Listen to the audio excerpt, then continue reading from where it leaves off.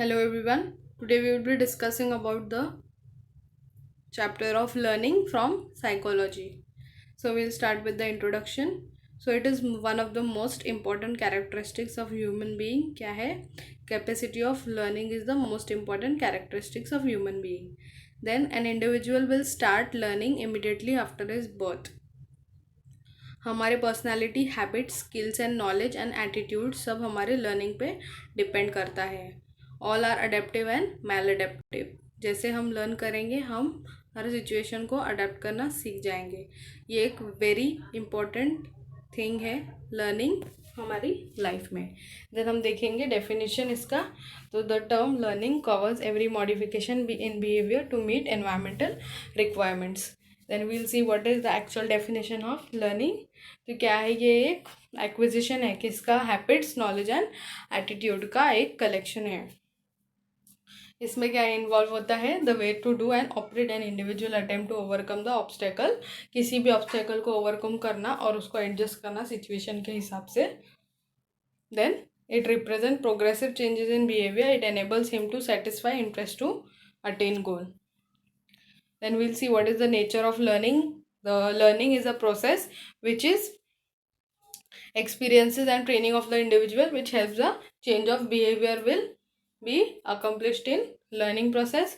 Learning prepares the individual to adjust and adopt in any situation. किसी भी situation में adjust and adopt करने के लिए learning बहुत important होता है. Then all the learning is purposeful and goal oriented. Learning is universal and continuous. It is a continuous process. It will never end. It is a continuous and never ending process as we have explained earlier from womb to tomb. Then we'll see what are the process of learning. We'll see the steps which is given by H.P. Smith.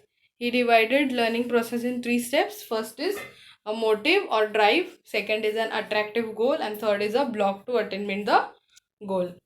First will see what is the motive. Motive क्या होता है? किसी भी चीज़ को, किसी भी thing को, if you have to accomplish a goal we have to set a motive.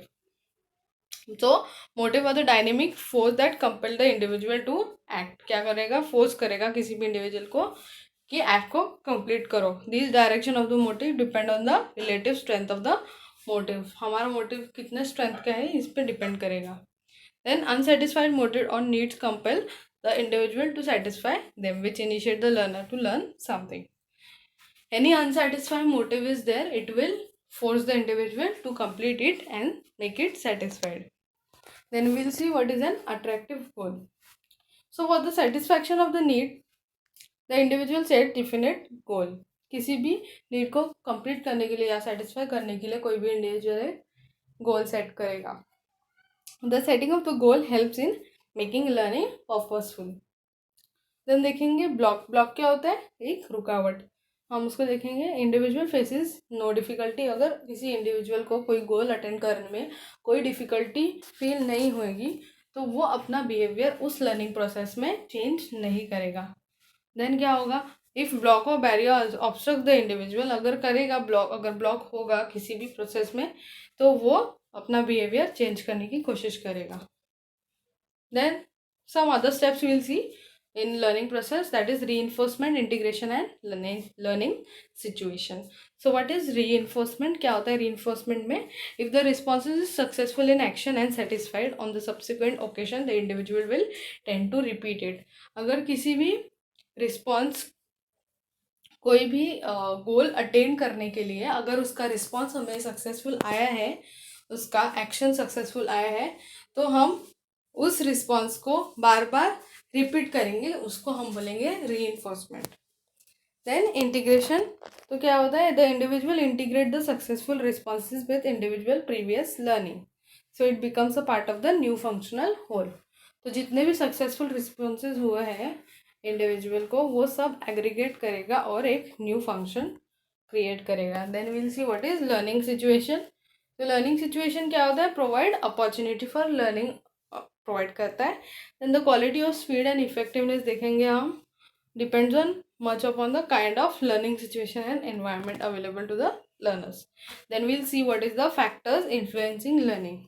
So we have divided the factors in 5 steps. What is the first factor? We'll see physiological factor. So in physiological factor we'll see what is general health. तो general health क्या होता है, general health कैसे affect करेगा learning को?